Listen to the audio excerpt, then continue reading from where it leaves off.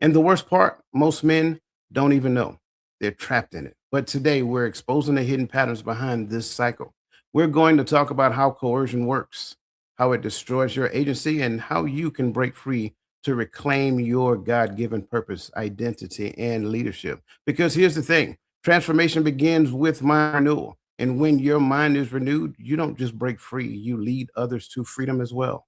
By the end of this episode, you'll learn how to recognize the tactics that keep you stuck.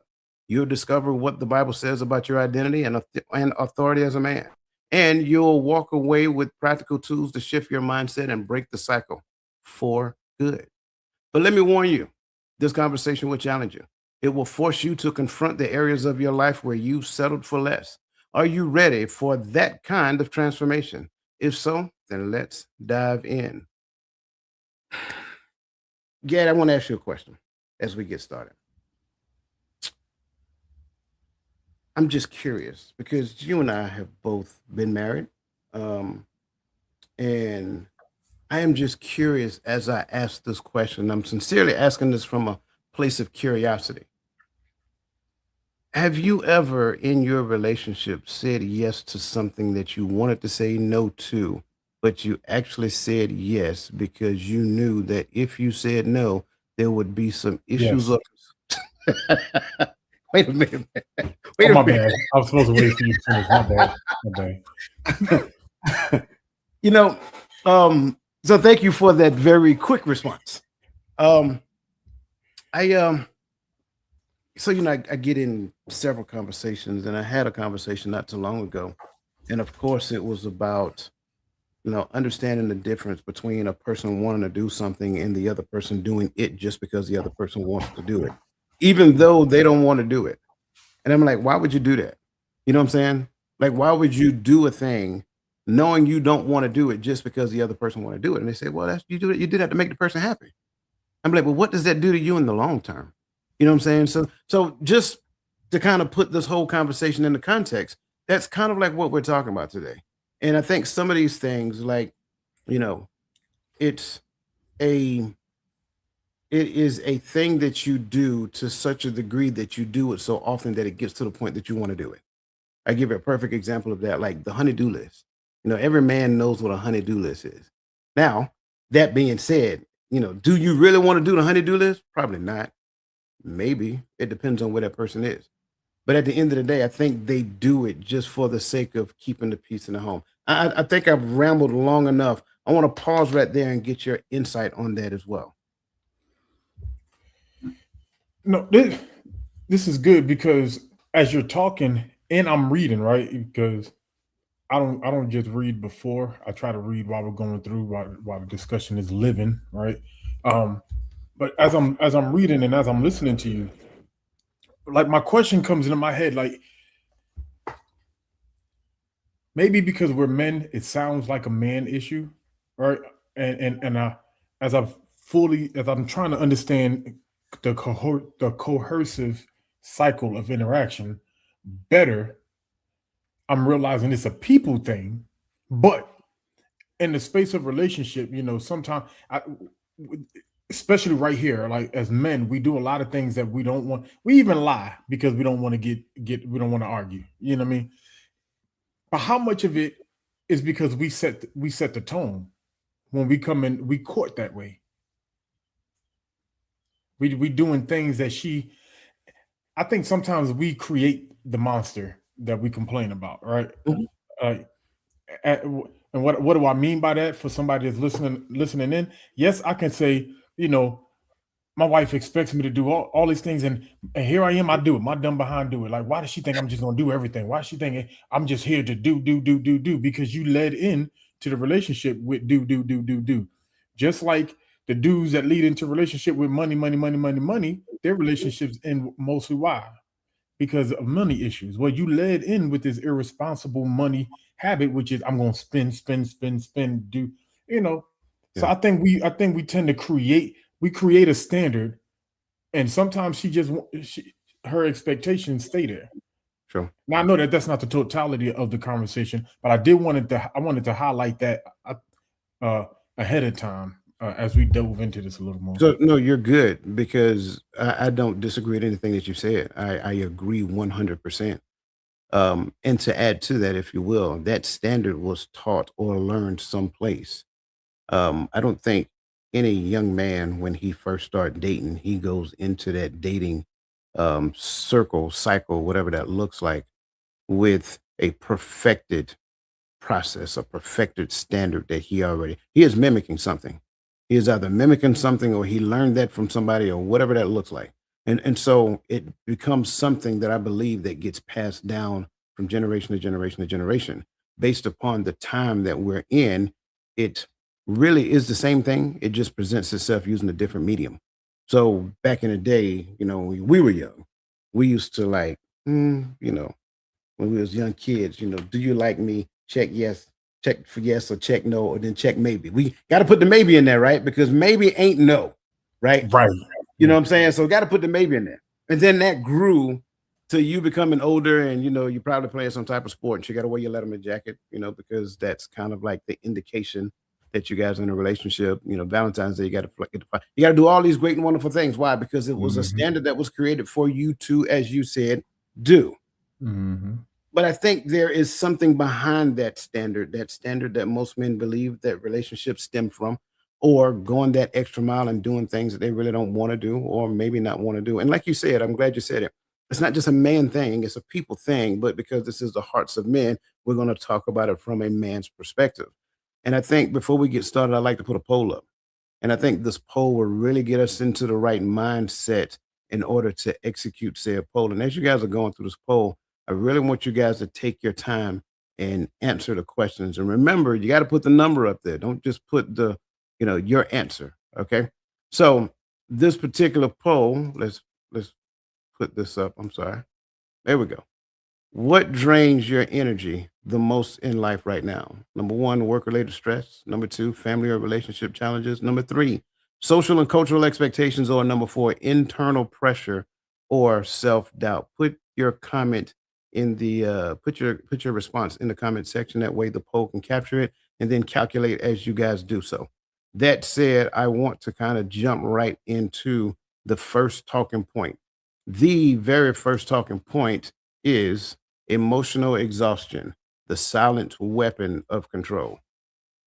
The silent weapon of control. Now, emotional exhaustion isn't just a symptom of life's struggle, it's a weapon used by coercive environments to make you compliant and rob you of your purpose. That said, Anne Lamott said, almost everything will work again if you unplug it for a few minutes, including you. And I want people to understand that almost everything will work again if you just unplug it for a few minutes, including you. Statistically speaking, 76% of men report feeling overwhelmed or emotionally exhausted by societal or relational expectations. And to add insult to injury, men who experience prolonged exhaustion are 32% more likely to suffer from depression and anxiety. And that's on top of everything else that goes on. So, that being said, the first question I have, if there is a level of exhaustion experienced by men, how much of it is linked to trying to meet other people's expectation? Not just that, why does it exist and where do you think it originated from? Man, why does it exist and where do you think it originates? This question starts off deep, but then this that addendum at the end drags it deeper down into the ocean to where the pressure tightens up. You know what I mean? Um, so yes, right. So if there is a level of exhaustion experienced by men, how much of it is linked to trying to meet other people's expectation?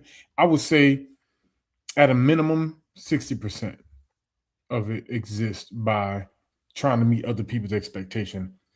Um, and for me, it starts right there with the why. The why kind of starts in the we get exhausted because I don't think as men we're taught to be people pleasers, but as men we're taught to make sure we don't allow things to fall or fail. Right? That's the job. That's money. That's the family. That's the kids. That's the wife. That's the marriage. That's everything. The house. Everything. We have to make sure things don't fail. And sometimes the pressure comes on, and sometimes you moving, you got things going on, and sometimes we yes to things, and we commit and lock into things because we think it's going to secure the future better for the family or for whatever the case may be, right? People knock on my door about some home improvement, and I think it's going to make my home better for my family, and I'll say yes. And let's be honest, we don't always want to say. I don't even want to answer the door when people knock on it, so let's just start there. We don't want to say yes half the time when they come to the door, but sometimes we do. Why? Because we want to make sure the roof is still good. I don't want the roof to give in. I don't want no water to leak in on my kids while it's raining, or nothing like that. But what does that add? That adds added pressure on me now, because I have to figure out how I'm going to supplement the money that's going to be spent on fixing the roof. All right.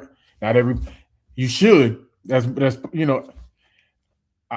think that might be a thing we might need to do for men once we get our men up.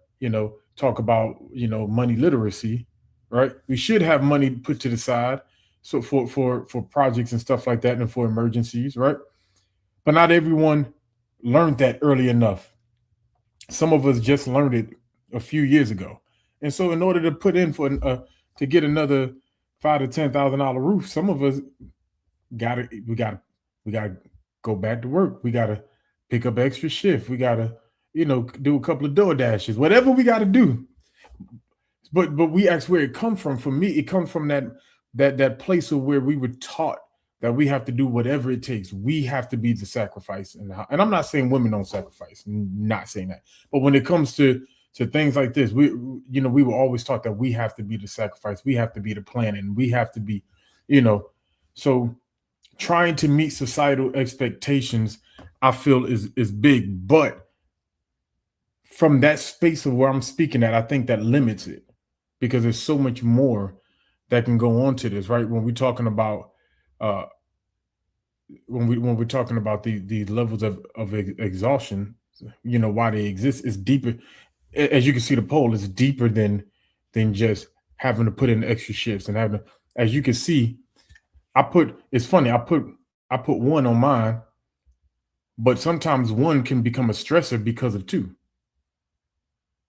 I'm working so hard at work and pulling myself from work because it's things I'm stressing about, making sure that the family's taken care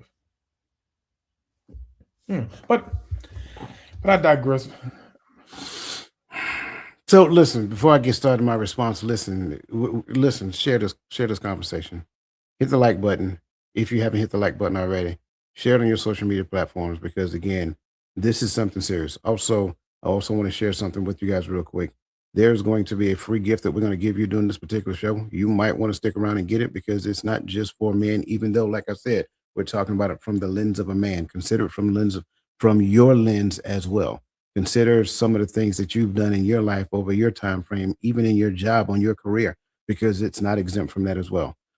Um, I'm kind of like with Robin in the comment section. She says 70%. I'm around there. I was thinking 75, right? Uh, I'm shocked you said 60. Here's why. When you were younger, everything you did was to get the attention of a woman. Everything. You may not even know what woman, but everything you did was to get her attention. What you wore, what you did, literally how you walk. You're thinking who's watching you and all this other great stuff. Like, I really do believe that for whatever reason, and of course, again, in your younger years, you may have been dealing with some other things behind the scene as well. I really do think over the years, when it comes down to it, I really do believe that for the most part, can I have a question, please?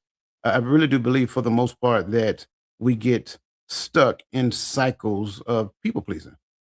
And we don't want to disappoint this person. We want this person to like me. We want all these things to actually happen. And I think when we really stop and think about it, it is either linked from what we've seen daddy do, uncle do, or the lack of them. And so mama probably taught her some things based upon how she wanted some of her boyfriends or her husband to treat her, whatever that looks like. So what that translates into us is how she wanted to be treated. That's what we wanted to do. And so sometimes we by de facto became mama's boyfriend, unbeknownst to us. Not something that we intentionally did or something that she intentionally did, but it was like everything we did. We didn't want to see mama cry. Mama cried, we start crying. Like we get upset. All these things. And why does it exist? Simply because you don't know no better. You don't know no better. Number one, you don't know who you are. You don't really know your core identity. And because you don't know your core identity, you don't know from which your power comes from. So when you have a false, misrepresented identity, now you're doing everything from the source of that.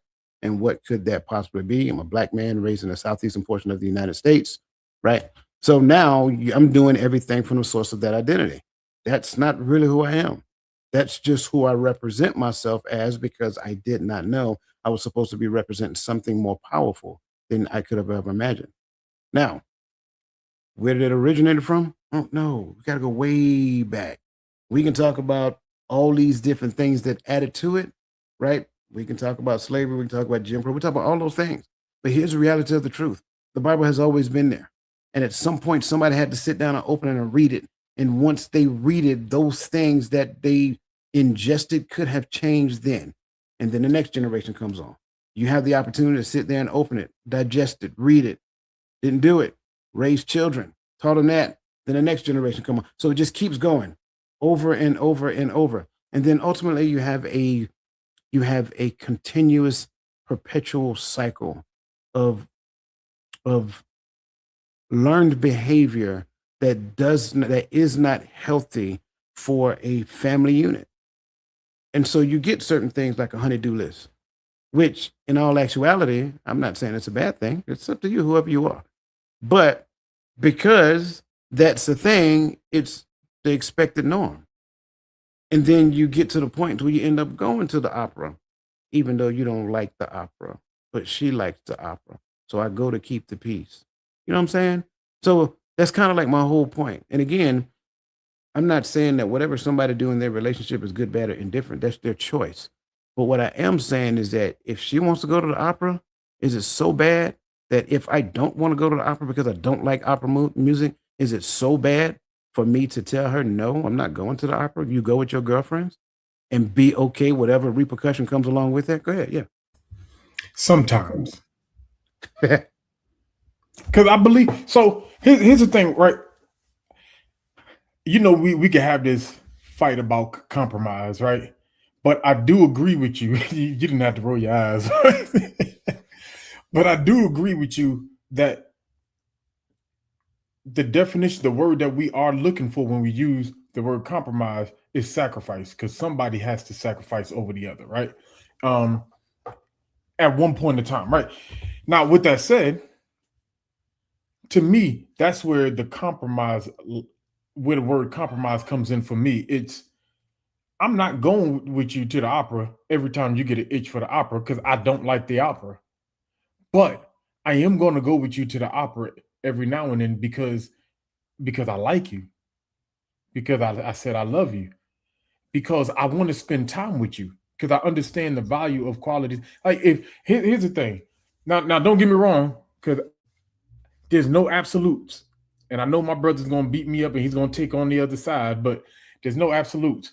But listen, if a man loves you and that man like you, listen, we ain't even got to get to love. Let's just be real. If that man like you and he pursuing you, he's going to do what he needs to do to spend time with you, even if that means going to the doggone opera. Right? Now, I think where we have to curb expectations is when this thing becomes serious or we become married. Just understand, I went to the opera because I was courting you. I like you. Don't mean I'm not going to go to the opera anymore, but it means don't think that I'm going to the opera every time. That's how I'm looking at it. Can I still like her and say no at the same time? Does that mean I don't like her if I say no? No, it don't mean you don't like her. It can mean you don't like the opera, right? Which is true. But depending on the level of work that was already put into this relationship before this opera came up, in the courting stage, I think women look at no as he don't like me. That's not a me problem. And here's the deal. If I cater to that now, it's going to be an expectation for me to cater to that from henceforth. So if I can fix it early on, I'm not trying to fix her. I'm trying for us to have an understanding. That's why I'm so, I know some people think, oh, he's so rigid. No, I'm not. I really am not. Because here's the deal.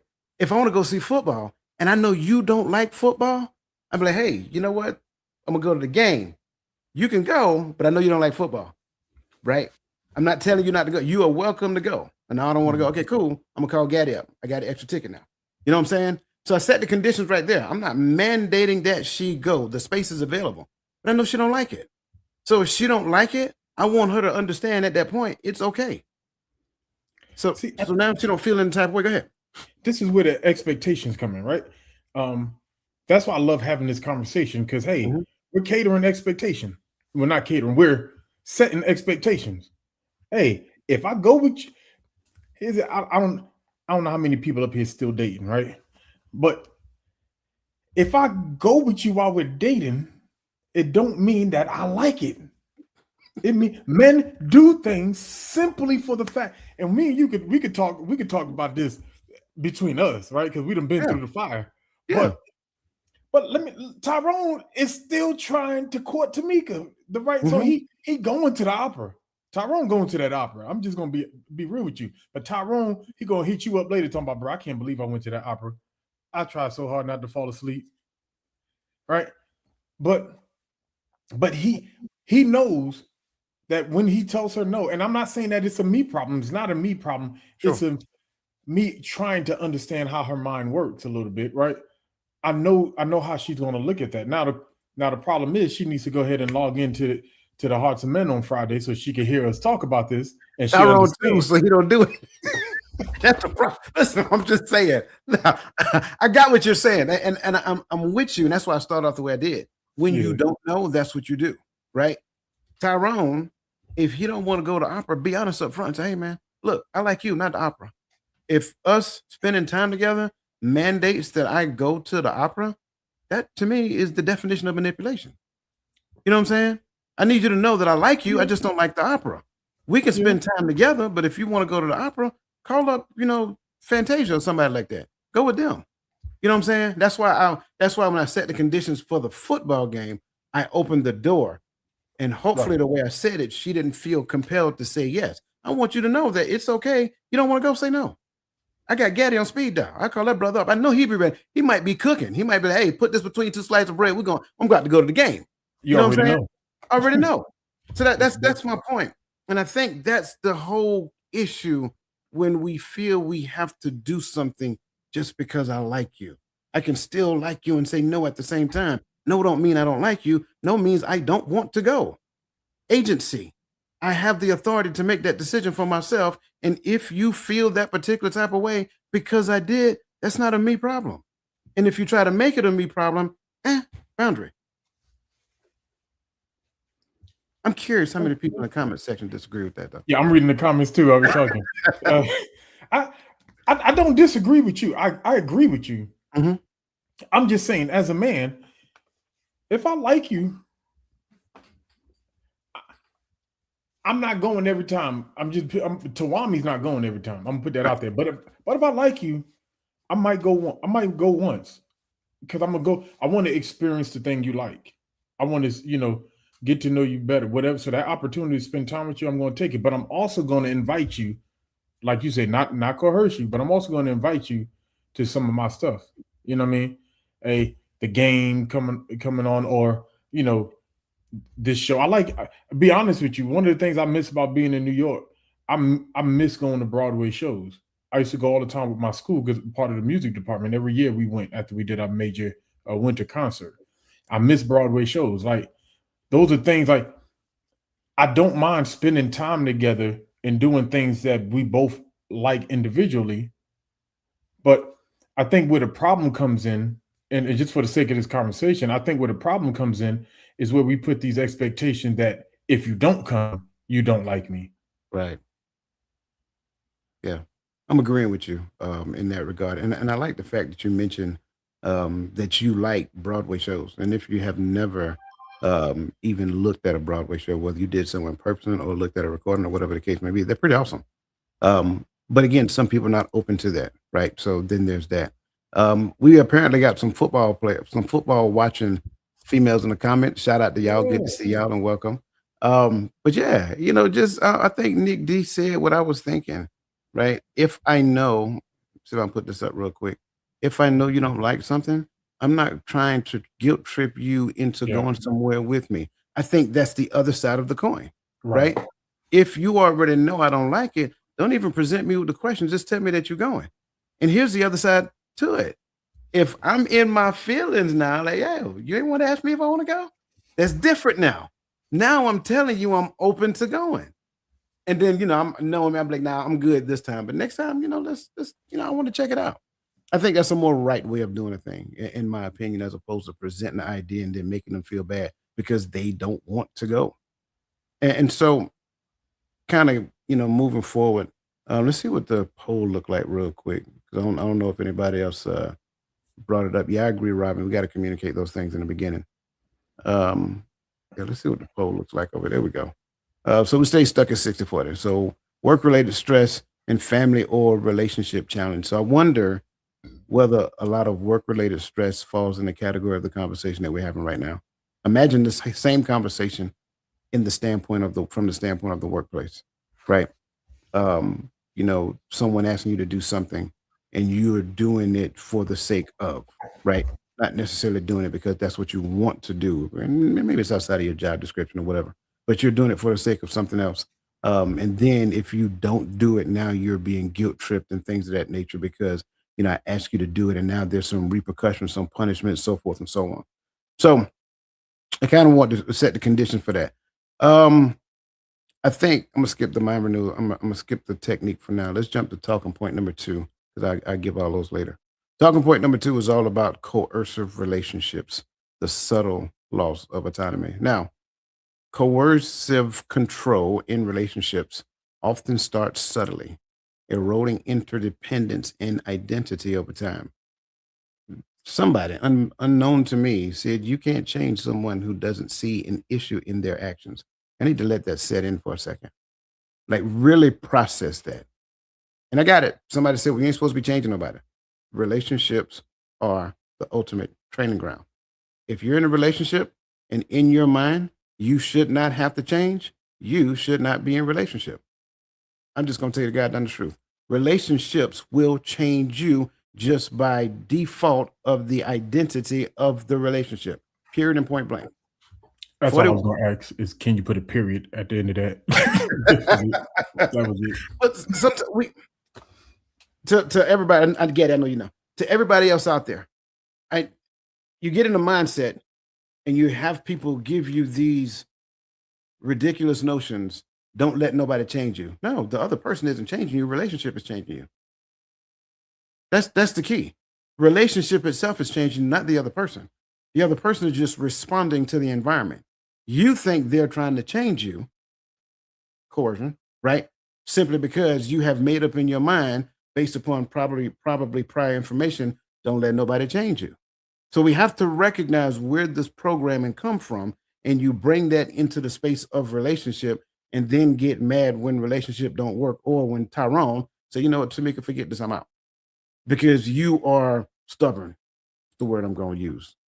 So anyway, 41% of men in relationships report experiencing emotional or psychological manipulation. Men who feel controlled in relationships are 2 times more likely to struggle with low self-esteem and identity confusion. Now, let that set in for a second. Imagine who the husband is supposed to be to the family. Imagine who the husband is supposed to be to the children. And at the end of the day, that's the person that you really want to struggle with low self-esteem and identity confusion, especially if a boy child is in the house. You got to let that set in for just 2 whole seconds, if not for nothing. So I want to ask you, since we asked in the beginning, whether we experience it, how would you describe the warning signs of coercive control in relationships? Like, what if I'm on the outside listening to you talk right now? I'm just some 17-year-old kid watching The Hearts of Men in my mama house and my dad and mom in the kitchen, and I'm listening to what you're saying, and what you're saying is intriguing. What should I be on the lookout for when it comes down to coercive signs of control? Whew. So I'm gonna start this like I ended the last one. There's no absolutes, right? Every person that you deal with is different, right? Um, Even if they're both coercive or manipulative, if a word that people understand better when it comes to relationships, right? But some of the warning signs that I've noticed that I have ignored in the past were certain certain terminologies, right? Or certain things when you're courting, when you're dating, right? Is when you set the stage for what your life looks like, right? Because y'all trying to get to know each other. And when you constantly hear, oh, that can't be me. Oh, that wouldn't be me. I could never. What she's telling you is, I'm not coming in here to be a part of what you got going on. I'm coming here just to be in a relationship, but not be a part of a relationship. Because this, I love the way you started off when you used the word just subtle loss of autonomy, and then you went on into talking about change. There should be a subtle loss of autonomy if we're scriptural, because it says that the two now become one, and they're no longer two flesh, but they are one flesh. So I become and this is what we always talk about. I become the person that I need to be a husband to you, and you become the person that you need to be, that to be a wife to me, or else we're trying to be two separate people who don't exist together. Right. And so those warning signs, when you start hearing, this is why I broke that back down again, is because you have to start listening to the language, because it's not going to be straight up, I'm going to be coercive, or I'm going to make you move how I want you to move. It's going to be statements along the way. Then there's going to be actions as you move. Listen, I would love to say that I missed all the warning signs. I didn't. I just kept going because I assumed we were in this to change together, right? And I'm not telling y'all which one I'm talking about, because I don't want nobody to watch this back and get in their feelings saying I'm talking about them. If you said ouch, then it's you. But the fact of the matter is, a lot of times we see these things and we keep on trotting along anyway, and we don't address it. And so those were the signs for me. It was subtle stuff like uh constantly having to make it known how much you don't like everything I wear. Because all right, at least I know that that's one of those areas you expect to coerce. And here's the thing: most females that I talk to, that's where they sit at, right? When it comes to how men dress. Oh yeah, because I'm gonna dress my man, aka I'm gonna tell you what you're gonna wear, but you're not gonna tell me what I'm gonna wear. I'm just saying what I'm saying. There's a lot more, but we ain't got but an hour and a half. So That's pretty good. I appreciate that. Listen, if you are not a member of the Mindset Academy yet, but scan that QR code. Trust me when I tell you that you will not regret doing so. Um, Listen, I don't disagree with that. But the number one, I thought you was going to take my answer, man. I'm gonna be honest with you. My number one response to this question is,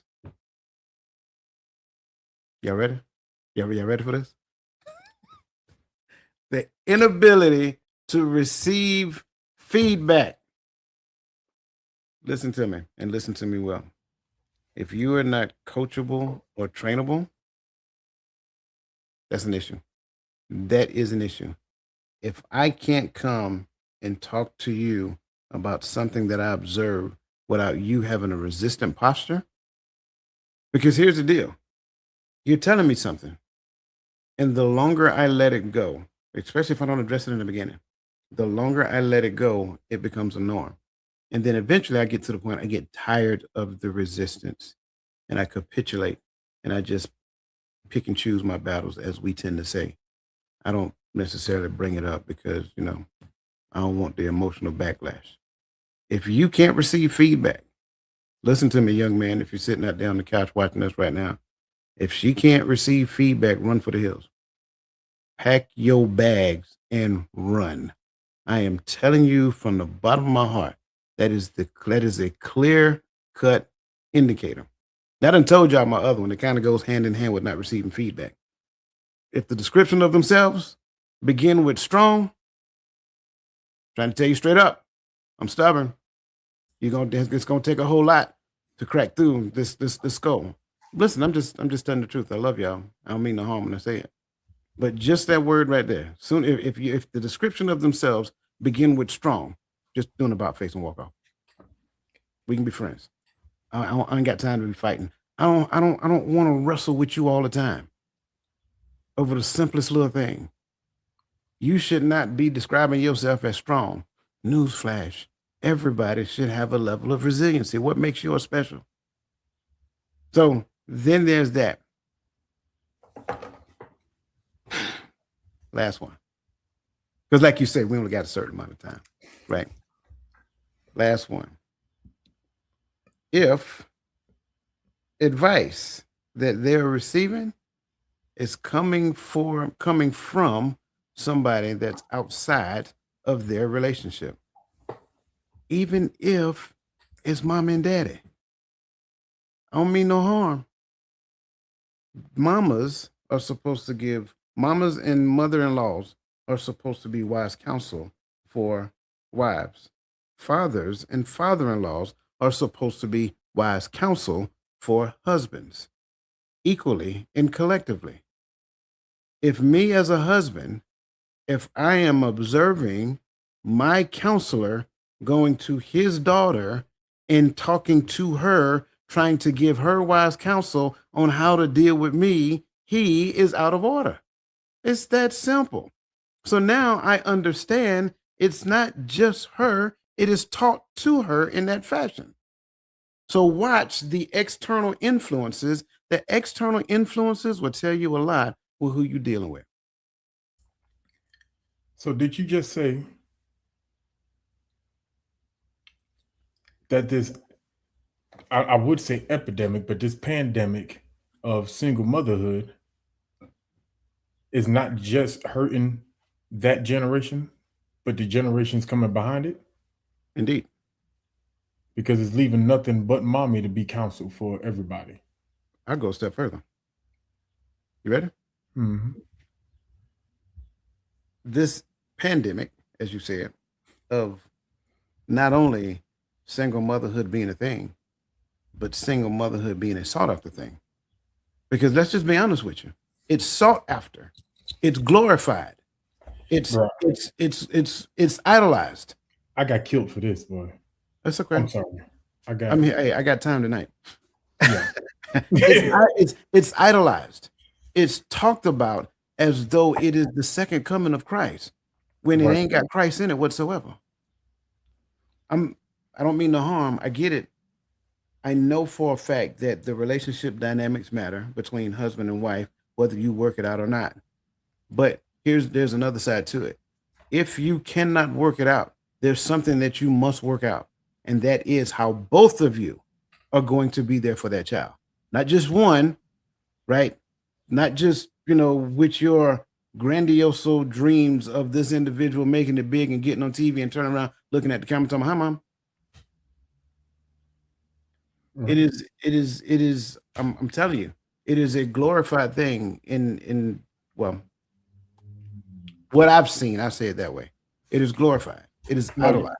You're right. Fantasia, and I don't like to quote everybody, but Fantasia, she tried to warn us over a decade ago when she put a lyric in there that said, "It's a badge of honor to be a baby mama."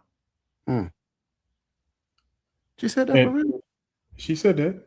Oh, She said that, and I was like, and it's so real. Like, I can't.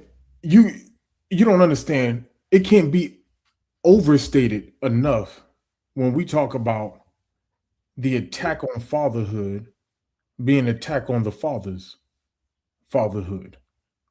Right? It's the image, like we're literally destroying the order of the father. And why is it his order? Because it is the image of his order never changes. It's the same from him to us that it is for husband to wife, as it is from father to children. It's the same. And we're attacking it. And that's the crazy part. It's not even that we just don't like it. We're in an all-out assault to the ways of the father.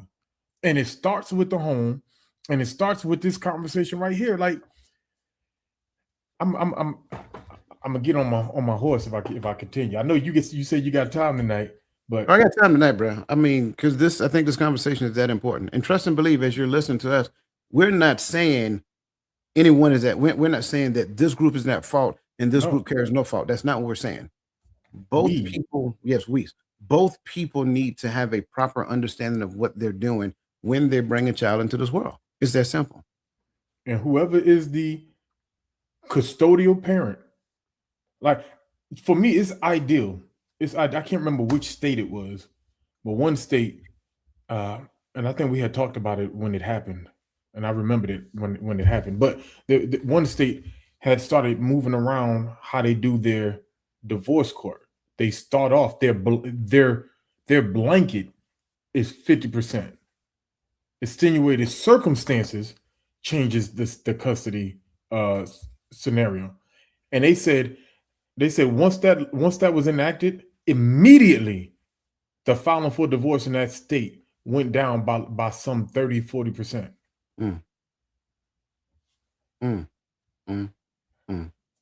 So what I'm hearing, pause for effect for that one. So what I'm hearing you say, if there is no outside incentive, then there is no progression in the direction of the ones who was given the outside incentive. Therefore, you are more likely to work on this relationship that you got that you began, that you had this child with. Okay, I just want to make sure. Yep. It's that significant. It's that serious. And you don't know that long-term damage. Now I know we kind of went down this trail, but I think this trail is an important trail to go down. It is that serious. It is that significant. Next question, please. How does coercive control impacts a man's ability to lead their family and community? And as a result, do you believe we compromise our values to keep peace? Ooh, this can be one word questions, because it's so. How does coercive control impact a man's ability to lead their family and community? Completely. It completely impacts. And as a result, do you believe we compromise our values to keep peace? Yes. Now, should we? Absolutely not.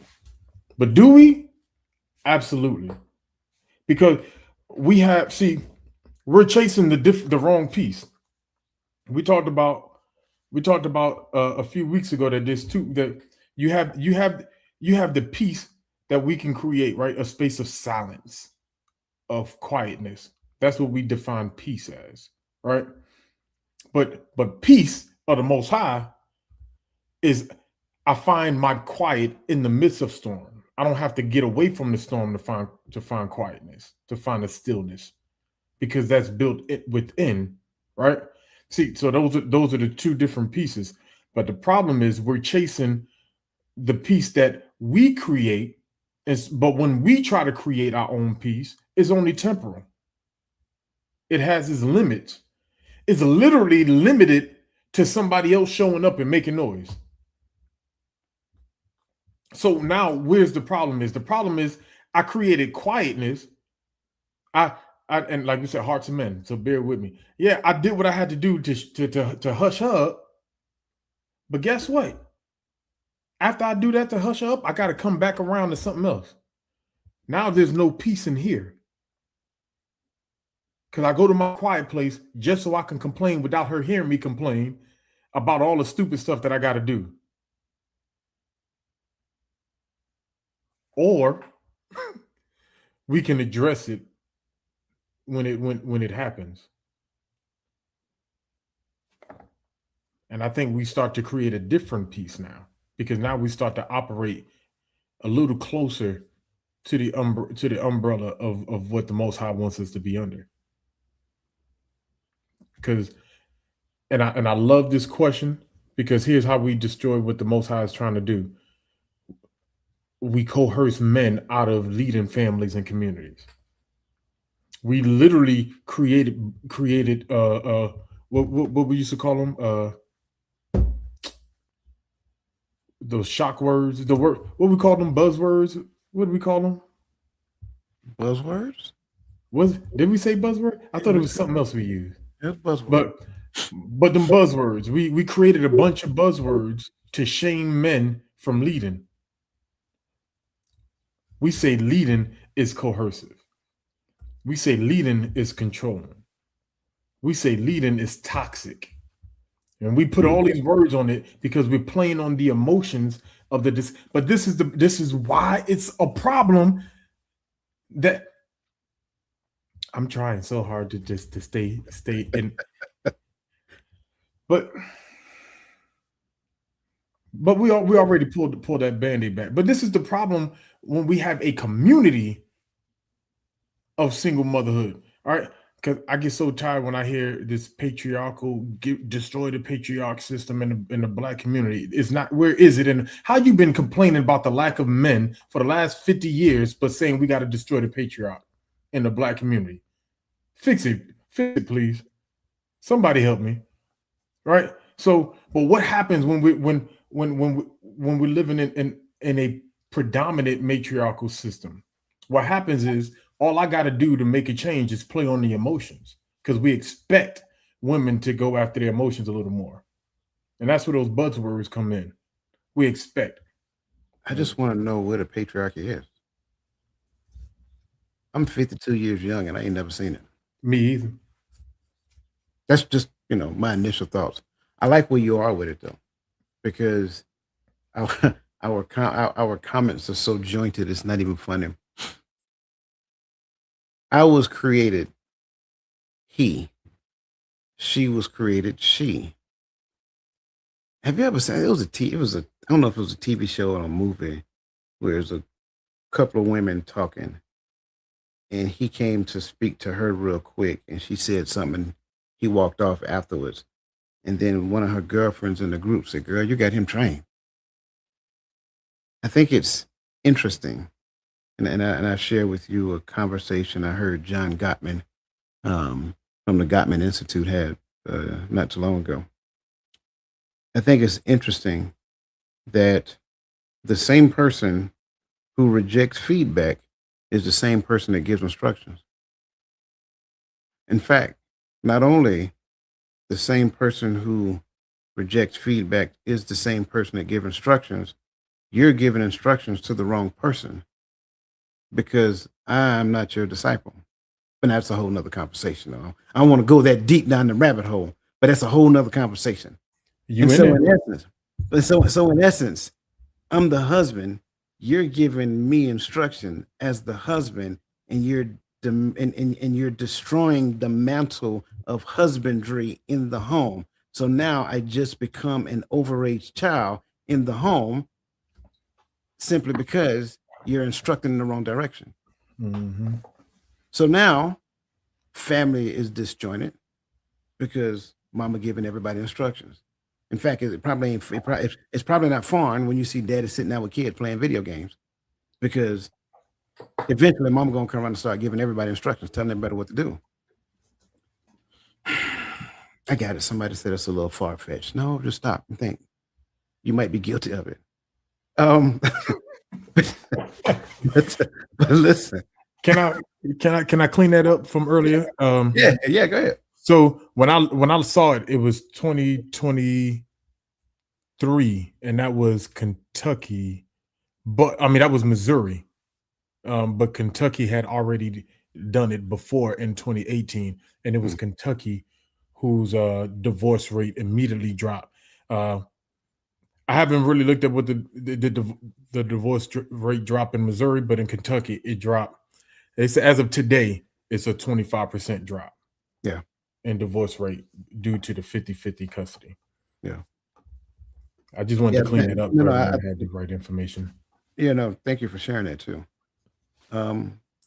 So when you diminish who I am in the home as the husband, right, who was granted authority by the only person who can grant authority, and you're trying to take it from the one. Now he's at fault too because he let it happen.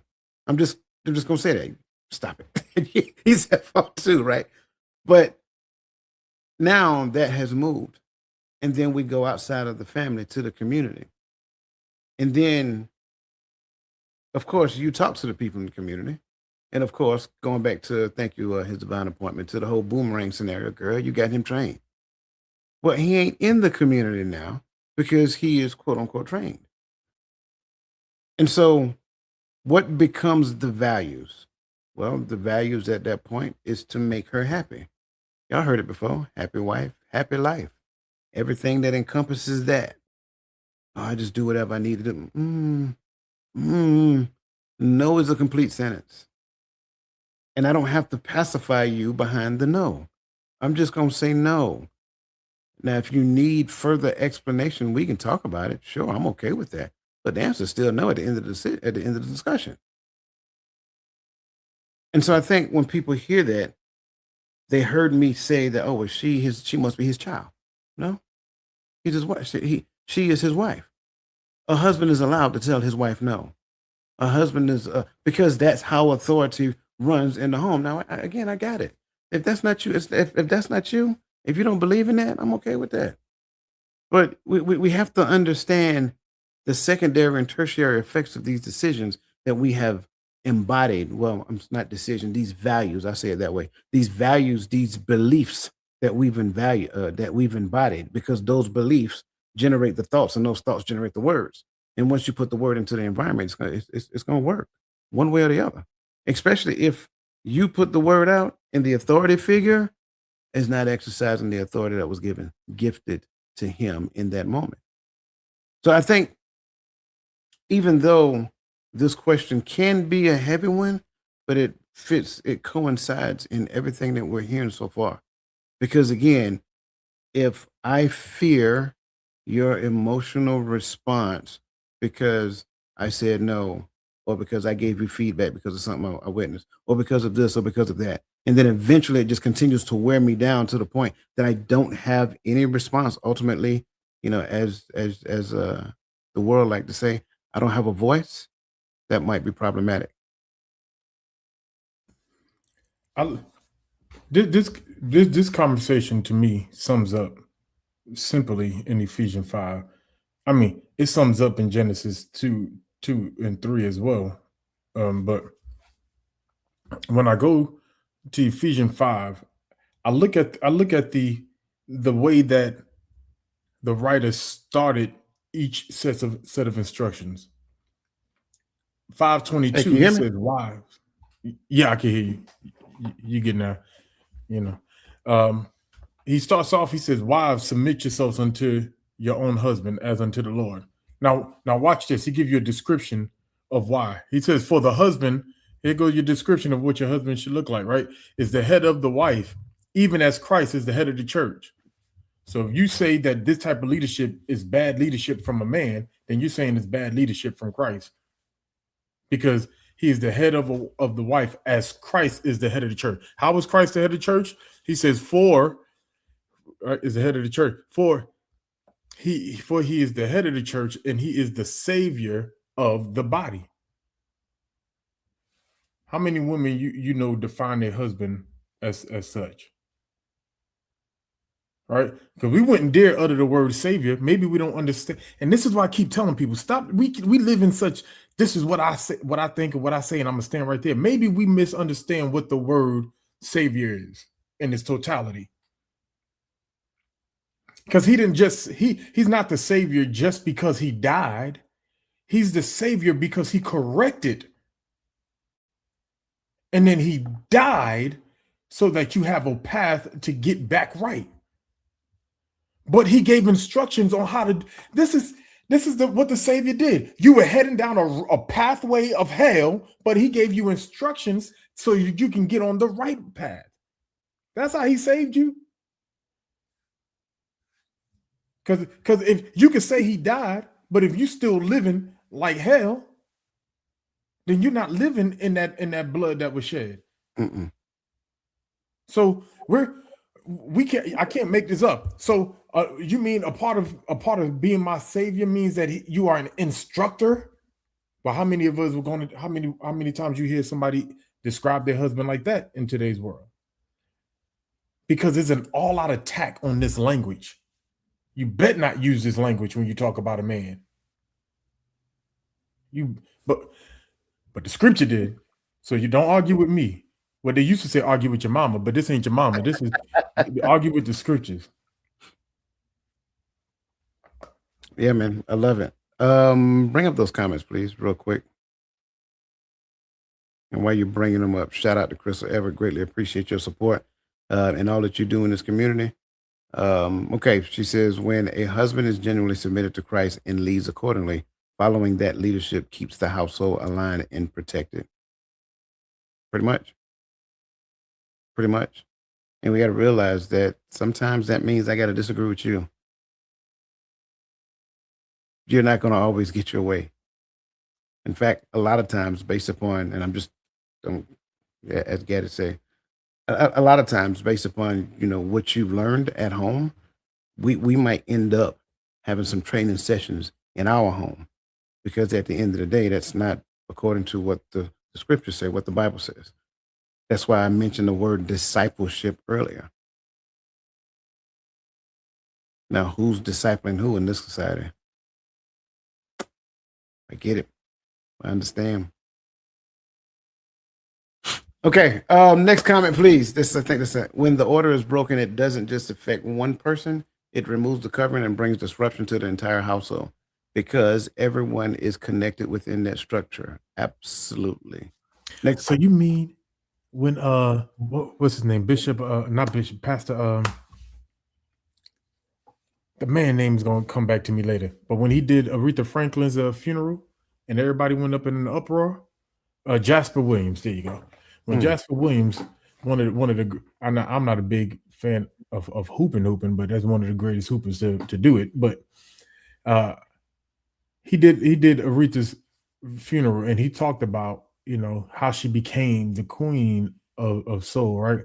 But it was through, it was the love and the push of her father, right? But when he made the statement, and she just embodied this whole statement. He said he was speaking on the same thing we're speaking on. Here we are, 8 years later, and we still having the same conversation. But he said, when you remove the father from the child is spiritually stillborn. Yep. Sent the world into an uproar when he said that. But when you remove the father, she just showed you. Yeah. When you remove the connect, it's like you unplug your refrigerator and wonder why your food is spoiled.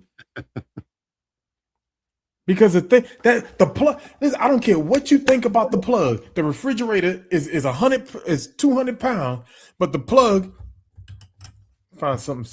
The plug could be all of this big. It was an old specialist rank I took from one of my old soldiers when they got promoted. All right, there you go. But plug could be this big, but without that plug plugged in, there's no power going to the fridge. I don't care what you think about that, about fatherhood, about husbands, about men. I don't care how big or small you think fatherhood is, but when you unplug it, you unplug the connection that's supposed to connect your house to the father. And men, when you unplug, let's not leave that out there as well. You got a bigger way. It don't just happen one way. You're right. Right. Men, when you unplug, you're damaging that child for a long time. That child will go on a long journey of trying to discover the meaning of life, simply because even if you had no idea what you were doing, you didn't stick around long enough to be trained in it. None of us did. Look, man, I don't know one person that ever told me, he said, man, when I had my child, I knew exactly what I was doing day one. No, relationship is the ultimate training ground. I keep saying that. You are learning. Listen, you're training that child, and that child, listen, you're training that child, and the Most High is training you at the same time. And sometimes the Most High is training you through that child. Mm. Mm. Right. Those are things that we got to digest. We got to process. So you can't get frustrated and leave and say, you know what, Mom, you got it. I'm leaving. No, can't do that. Especially if she didn't push you off. That's a whole nother ball of wax right there. But if she didn't push you off, she wanted you to stay and you left, bro, that's on you. Now you're going to have to atone for that. And I really do believe, man, man, listen. And that atone part, let's talk about it. If you're the one responsible for being plugged in and you unplug yourself. Yes, sir. Imagine, think about this. Imagine, and I do a washing with dryers, right?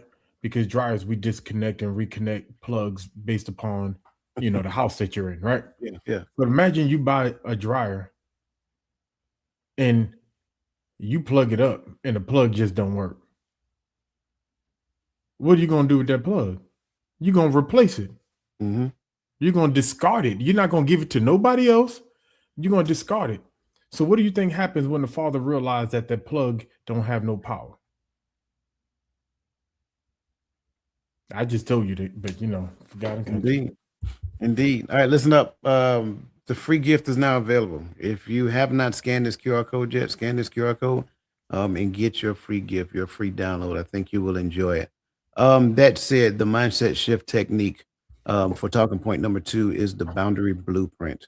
What I want you guys to do, and this is just for you to kind of practice, creating and enforcing boundaries. Write down 3 boundaries that honor your identity and values. That means you need to know your identity and your values in order for those boundaries to support it. And then practice communicating them with grace and confidence. Okay. That takes us to talking point number 3. Talking point number 3 is all about the people pleasing cycle. People pleasing may feel like keeping the peace, but it's actually a survival mechanism that keeps you trapped in submission. Submission itself isn't the issue. The source it originates from is. Listen, man, let me tell you something. For those people out there who are still fighting the notion of submission, I ain't talking to you. Go and do something else. I ain't talking to you. I'm talking to people who understand what submission is and still struggling with people pleasing. People pleasing itself is an issue because it is rooted from fear. It stems from some type of fear, right? And it keeps you trapped in some submissive behavior. And the thing that you're submissive to is the fear that you carry for the unwanted thing. It is not submission, it is fear. Submission isn't the issue. The source of which it originates is. In other words, the submission that is found in people pleasing stems from the source of fear. And going back to the scripture and understanding what the scripture said, the Bible tells you that God has not given you the spirit of fear. So if you understand that, then you can't claim that what you're doing is service if it stems from people pleasing. It is not. It is satisfying you. It is not them. It's not. Okay, I'm not going to continue to beat that. Look here. Lao Tzu. Care about what other people think and you will always be their prisoner. Now, I will say that there's a caveat to this one. I'll say that one more time. There's a caveat to this one. Because as a husband, I should care about what my spouse thinks. That does not make me a prisoner. That makes her my partner. I want everybody to understand that.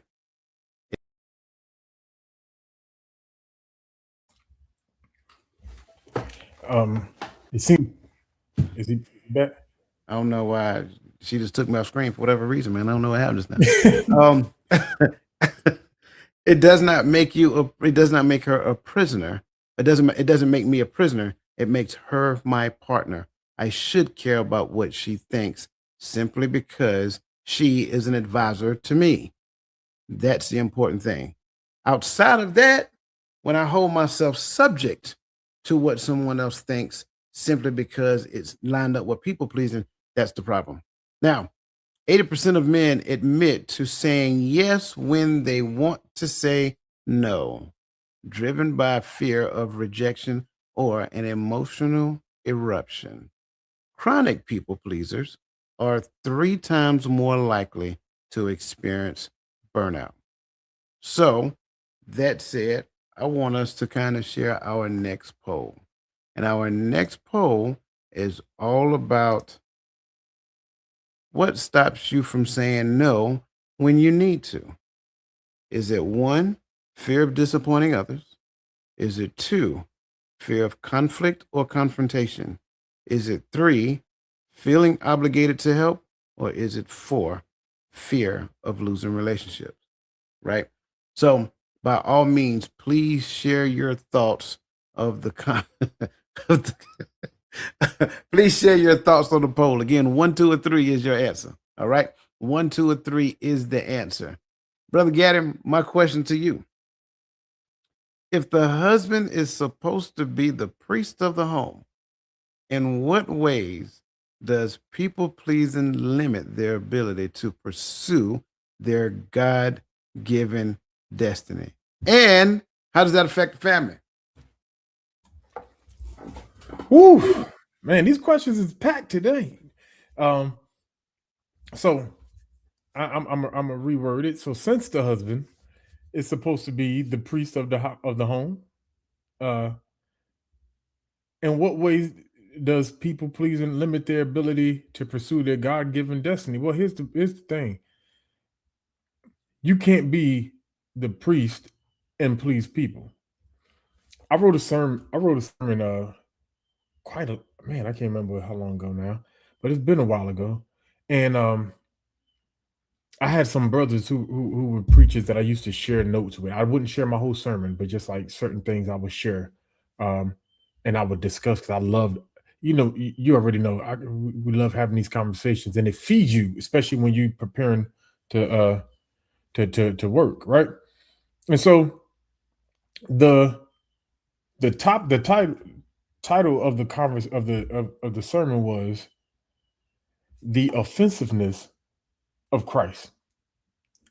And they did not like it because it didn't sound comfortable. I said that was the purpose of this of it. It's not supposed to be comfortable. It's the reality.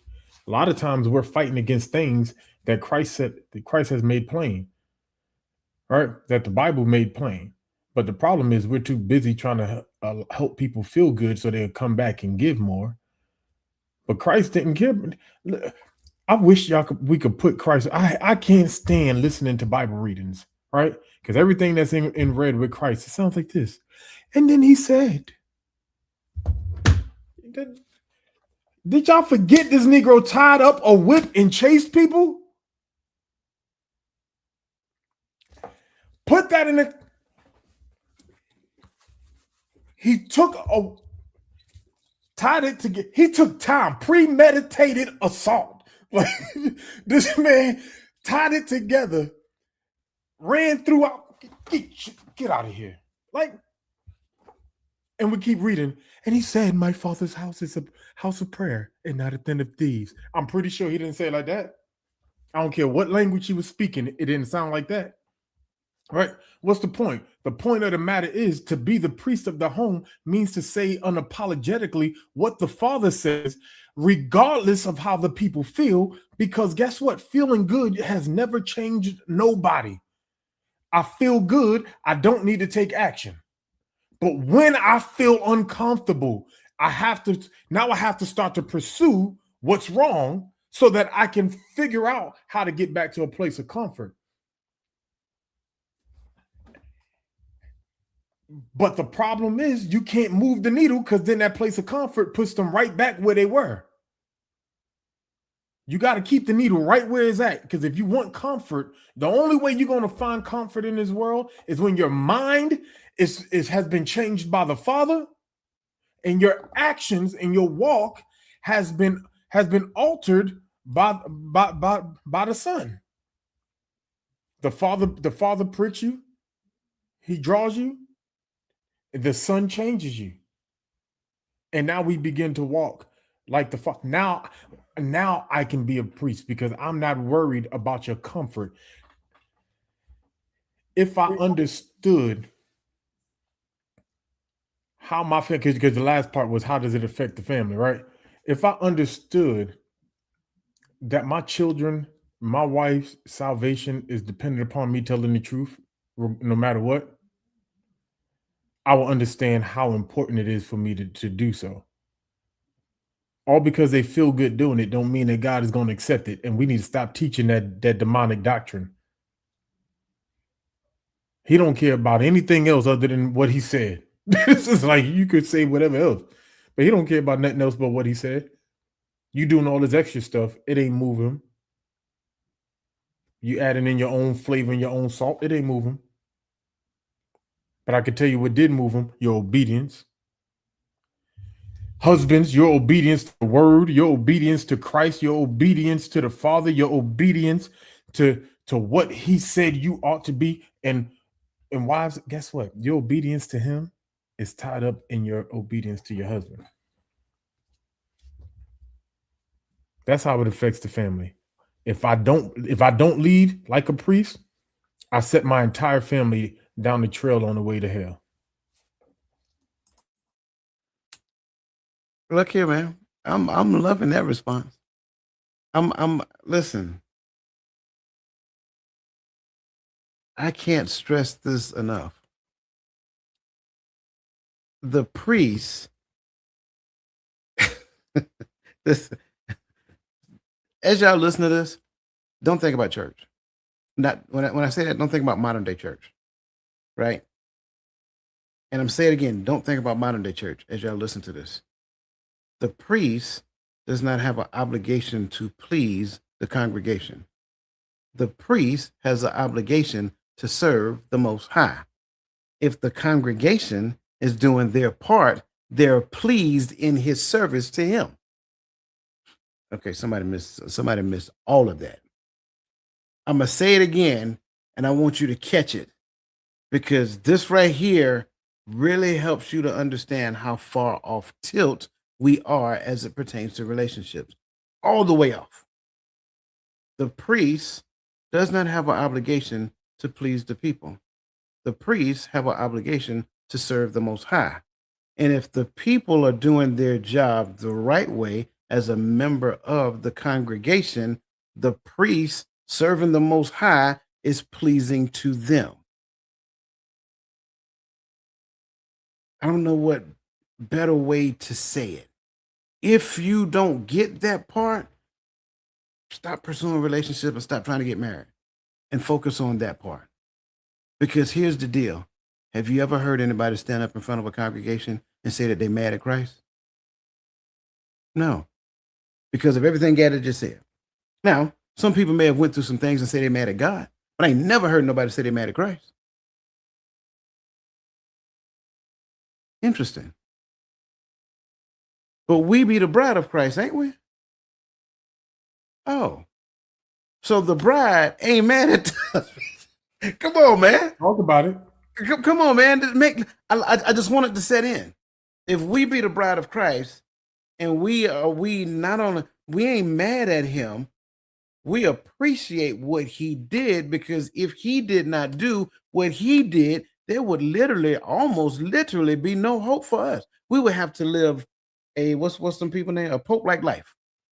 Not saying that, listen, not saying that they're doing it, but I'm just saying, you know what I'm saying? That would be the only answer. You would have to live a Pope-like life and pray that your lineage puts you right in line. Man, go do a DNA test and see how many different nationalities you got in your bloodstream. I can't stress this enough. If it was not Christ's responsibility to please his disciples, then why do we walk around thinking it's the husband's responsibility to please the wife? That is like Gaddy said, that's demonic doctrine. Christ never said, I'm here to please you. What is that? What is that? You about to get your phone number? Huh? No, that's how many different nationalities are in my ancestry. Oh, there you go. Yeah. If we can't find no place in the scripture where Christ told the disciples that I'm here to please you, then how do we get this whole understanding of marriage so far off tilt? Remember, we're still talking about coercive cycles of exhaustion, exhausting you men into submission, and women as well, because we got to realize some things. For a man who don't understand that he is the priest of the home, he might be fighting you to be the wife. I'm just okay, sir. I'm just what? Mm. I'm just saying, bro. Y'all know how I told you I got time tonight. You say, hey, listen, listen. Tommy's getting ready to run. I ain't gonna lie. We got ready to start this show. I had the kids. We came from Sam's. I had them putting the stuff up. I'm like, man, I'm tired tonight. But this conversation, I'm sitting here like, man, this is already almost 8:30 or 9:30 for my Eastern Standard Time. But but you're not lying. And people like we make so light of this, and I think that's why for someone who is still, I place of transparency. The moment you feel like you really have a grasp on what the word is saying, he's going to pull you back into the wilderness and take you deeper. Right? At least that's what I'm learning with myself. Right? And so we'll never get to a place where we just know that we got it all. We're forever pursuing, right? The word of the Most High, the insights of the Most High, because He gives it to us, right? But here's the thing: it gets so serious and it gets so real because we are literally disconnecting God from every aspect of our being. We don't really. Isaiah said, "Woe unto those who call good evil and evil good." And we are actually living in times to where the things that are of the Father, we're saying in this world that is not good. The things that He taught us, that He has laid out for His people to look like, we say that that's not a good. We're calling His good evil. And then we take all of the hot mess that we see in the world, and we trying to say that that's good. And we can go down and we can trot down this road because it doesn't end with relationships, but it starts here. Because if He ain't, if the Most High and Christ is not in the home, there's not a chance that He's in the community. I don't care how many churches you put in that community. But if we're not living for God inside this house, everything we're doing inside those buildings and everything else is just lip service. Yep. It's emptiness, it's void, it's of no use. You can't do nothing with it.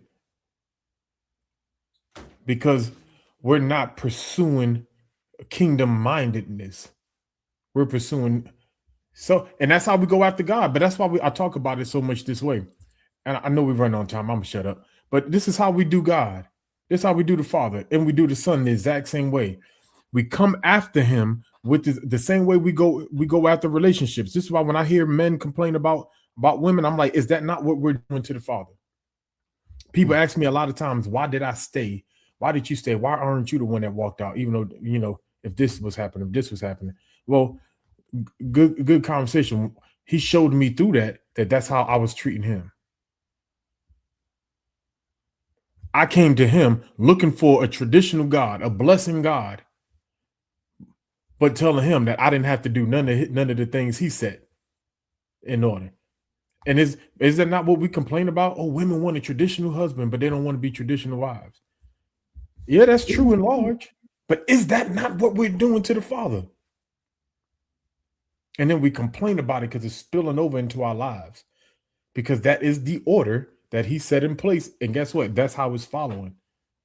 Indeed. We're reaping our own harvest. Indeed. But we just don't like what we planted. That's the problem. You don't like what you planted in your own vineyard, and now you mad because harvest season came around and it ain't what you thought was in there. You thought due season was gonna come and you was gonna get a check. Due season came around, and all that hate you put out to the world, you like, I must be doing something right because I got a bunch of haters. No, no, no. Sometimes the cycle is just circling back around. Because whatsoever man soweth, that shall he also reap. My bad. Hey man, you was preaching the sermon, man. I got you. I got you. Hey, looking at time, we got to move. Talking point number 4, we're going to touch on it, and I'm gonna keep moving. Talking point number 4 is workplace and culture coercion. In workplaces in society, unspoken rules pressure men to conform, often at the expense of authenticity and purpose. Alexander Hamilton said, "If you do not stand for something, you will fall for anything." Societal norms discourage men from seeking help, contributing to burnout and disconnection. We are going to skip over the questions for this section because I really want to get to talking point number 5. And talking point for number 5 is all about claiming and reclaiming the proper agency, the power of transformation. That said, let me do this real quick before we get started. I got one last poll for you guys. What do you believe is the biggest barrier to lasting change in your life? This is for everybody. What do you believe is the biggest barrier to lasting change in your life? Number 1, is it lack of clear directional purpose? Number 2, is it difficulty breaking old habits? Number 3, fear of failure or judgment? Number 4, feeling stuck in a cycle of exhaustion. Again, just put the number, not the entirety of the um, answer. Okay. First and foremost, breaking free from the coercive cycle requires intentional renewal, boundary setting, and spiritual transformation. Because of your prior programming, everything inside of you will feel like it's being pulled apart, thread by thread. Peter Drucker once said, "The best way to predict your future is to create it." That said, men who actively engage in personal development are 60% more likely to report increased confidence and purpose. To that point, faith based coaching accelerates transformation 2 times faster compared to self help methods. So, Gad, I want to drop a question in your lap real quick, man. And I'm going to ask you to give us a couple of steps. Whether it be 1 or 2, it doesn't really matter. You don't have to give me a detailed explanation. What steps can you take, can anybody who is listening take today to reclaim our God-given agency? And how does God's word equip you to resist coercion and reclaim your identity?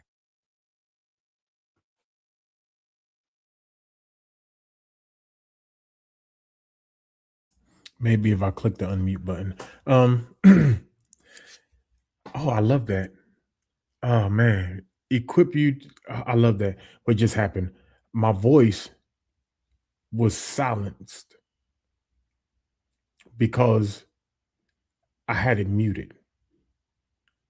It was muted because I didn't go to the source and click it to regain my ability to use my voice.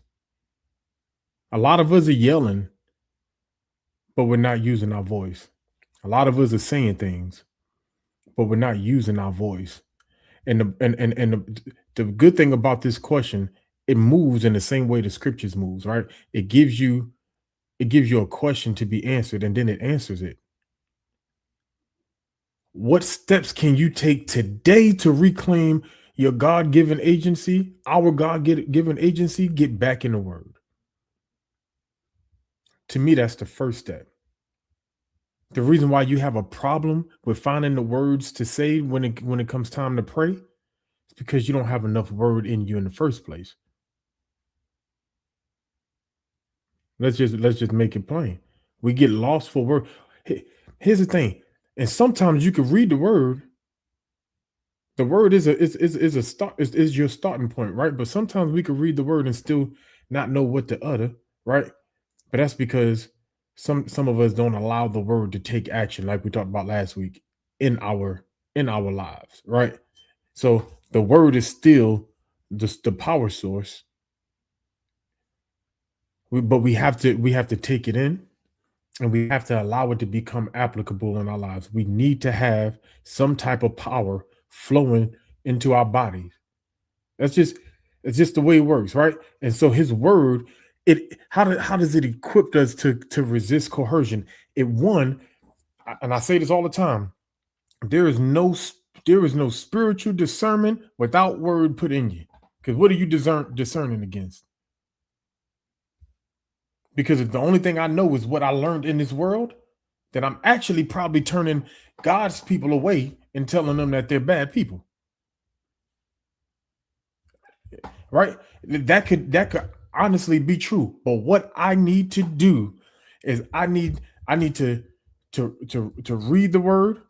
I need to spend time in the spirit with him. I need to actually action out what his word is saying, because the power is in his word. We say so all the time that if we speak the word, it'll come back to us, because his word cannot go out and return unto him void. See, understand what it said, because you keep thinking it's coming back to you.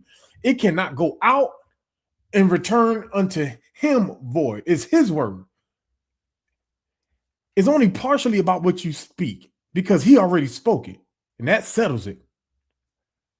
But what happens when you action out his word? I promise you it won't return into him void. Oh, I like that. And I'll pick right up where you left off from, because I am 100% on board with get back into the word. Get into the word. I won't say get back into the word. Get into the word. Don't look at it as you showing up again. Look at it as you showing up for the first time, every time. Right? In doing so, humble yourself. Whatever you bring to the word, lay it at the altar.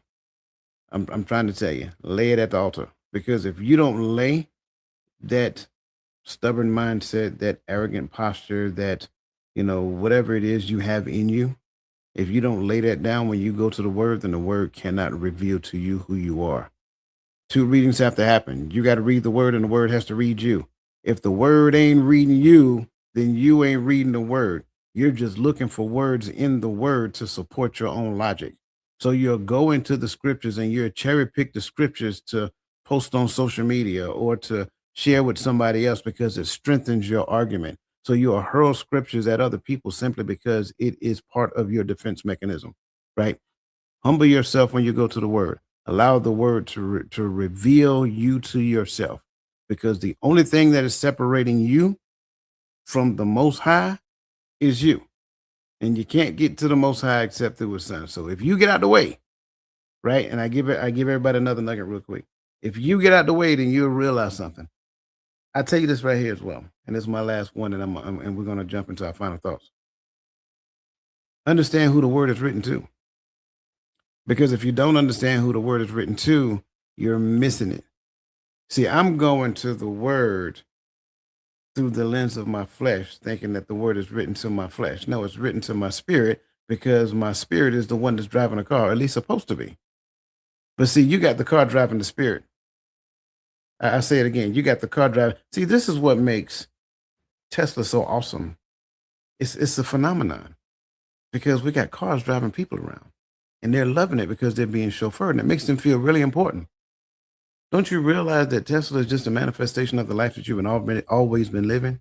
You living your life by the seat of the car that is driving you. Your flesh is not who you are. Your flesh is simply the car. The word is actually written to your spirit man. And so the more you feed it, the more it should become the driver of the car. And therefore now, once you've put it in its proper place, now life just seems to look different. You really start believing what the word is saying. Now what you speak matters, because you're speaking it through the real you, not the you that you've been putting yourself on to be, not the facade that you. Oh yeah, by the way, coercion works against the flesh, not against the spirit. So I would say that and leave that right there. Listen, greatly appreciate you guys. Greatly appreciate everything that you guys are putting in the comment section. Don't think that we were ignoring you. It's just that, as you guys see, we had a lot on our plate. But that being said, that brings us to our bittersweet moment, which is our final thought.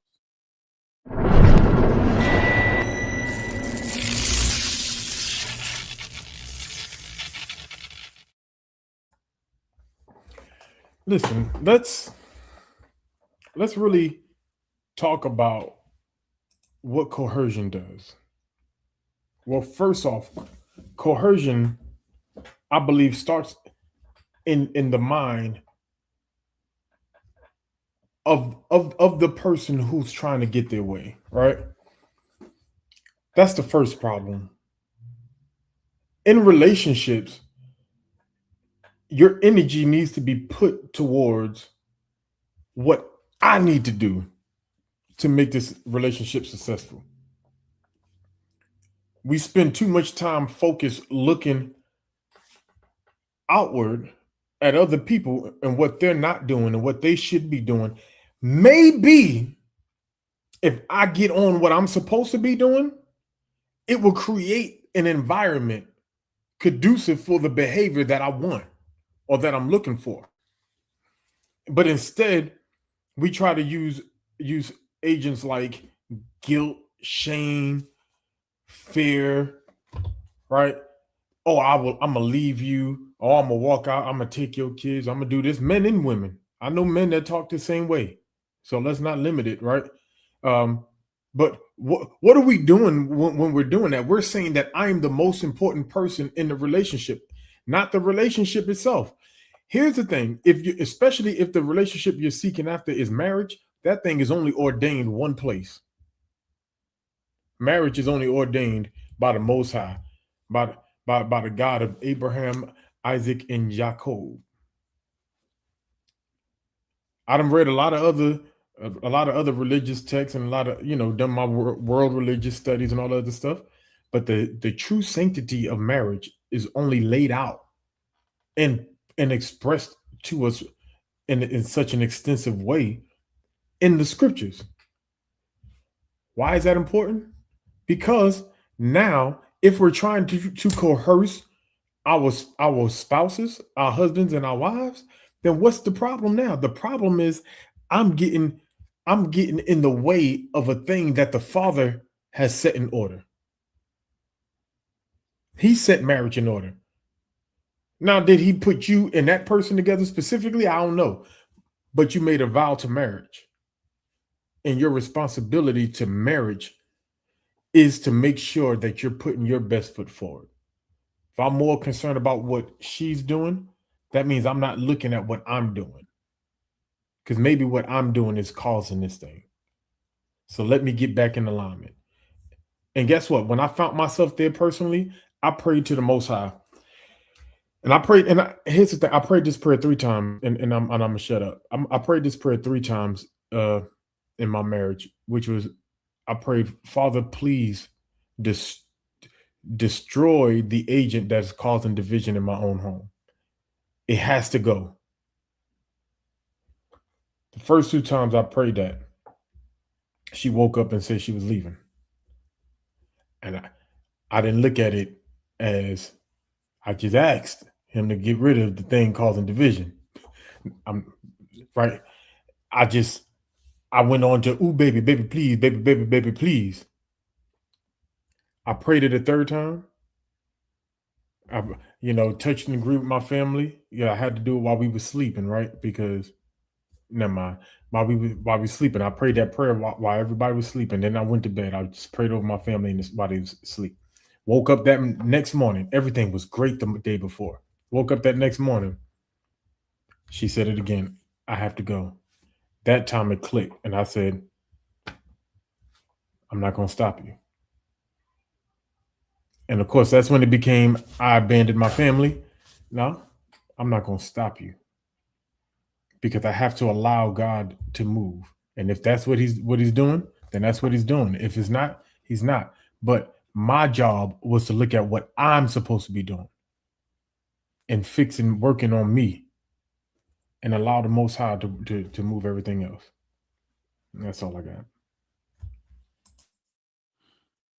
Man, I believe we talked about a lot tonight. I pray that the things that we talked about help somebody.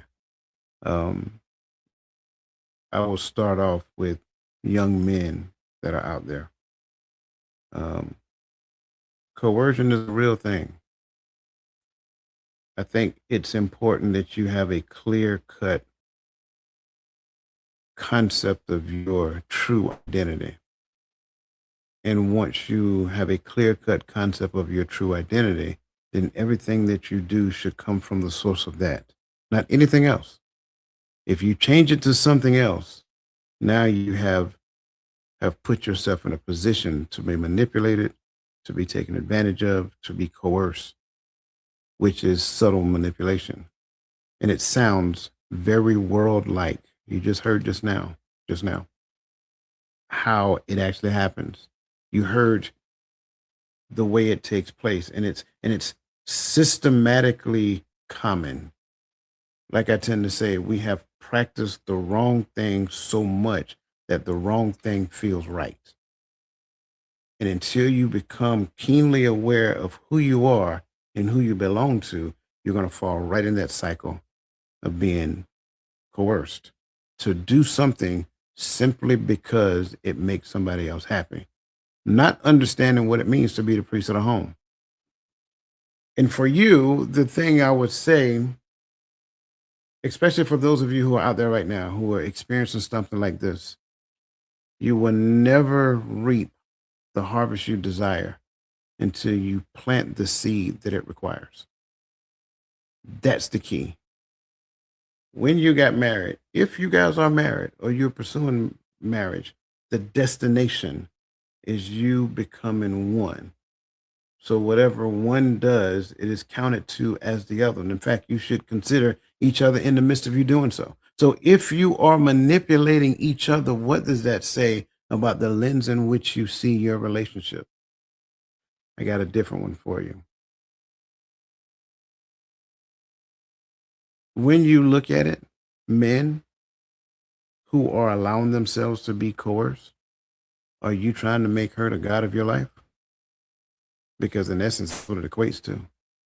Woman who is coercing her husband, are you trying to be the God of his life? Because if he's the priest of the home, there should only be one God in that relationship, period. So I think it's important that we pay close attention to the things that we do, because trust and believe the thing that you do becomes an expression or a manifestation of what you really and truly believe.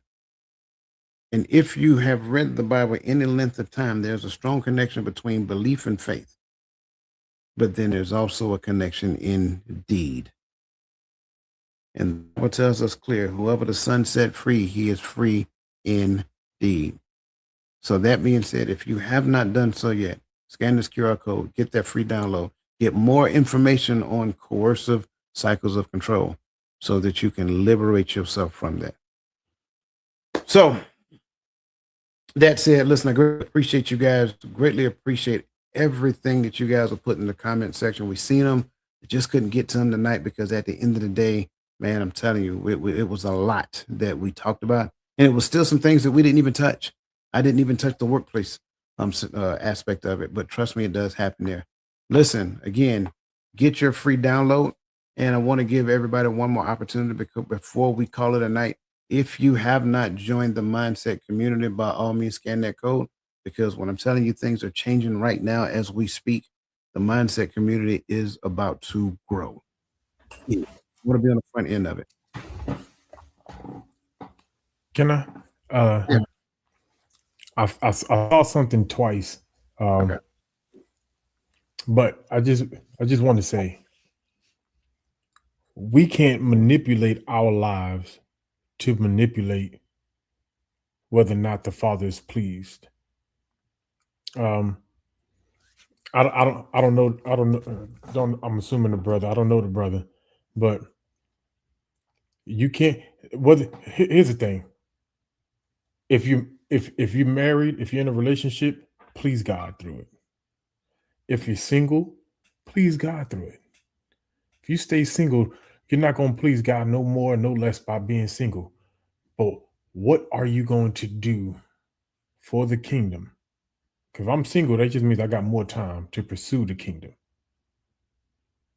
Now, in that pursuit, if I'm purposely staying single, then I may actually be working against what God may be putting in place for me. So I just want to put that out there. So I, I just want us to be mindful. You can't manipulate. You just move, get in tune with the spirit. It's a process, right? And let them guide you. Let them guide you. Yeah, I greatly appreciate you saying that. Again, if you have not joined the Mindset Academy, scan that QR code, join it. I'm telling you, things are changing. We're growing fast, and there's a lot of infrastructure that has been built over the past couple of weeks. And you guys will start seeing some new things, kind of like that that emblem, that logo. And I fixed my screen, man. It's over there. Yeah, that like that emblem over there. That's the new logo for the Mindset Academy. So again, if you have not joined, by all means, scan that QR code. Listen, that being said, I greatly appreciate you guys. You guys are awesome. Greatly appreciate all of the value that all of you guys added to this conversation. Again, send this conversation to somebody who you believe it'll help. That being said, you guys enjoy the rest of your evening. Let the best version of yourself be a blessing to somebody else, and we will see you tomorrow morning for the Hearts of Women.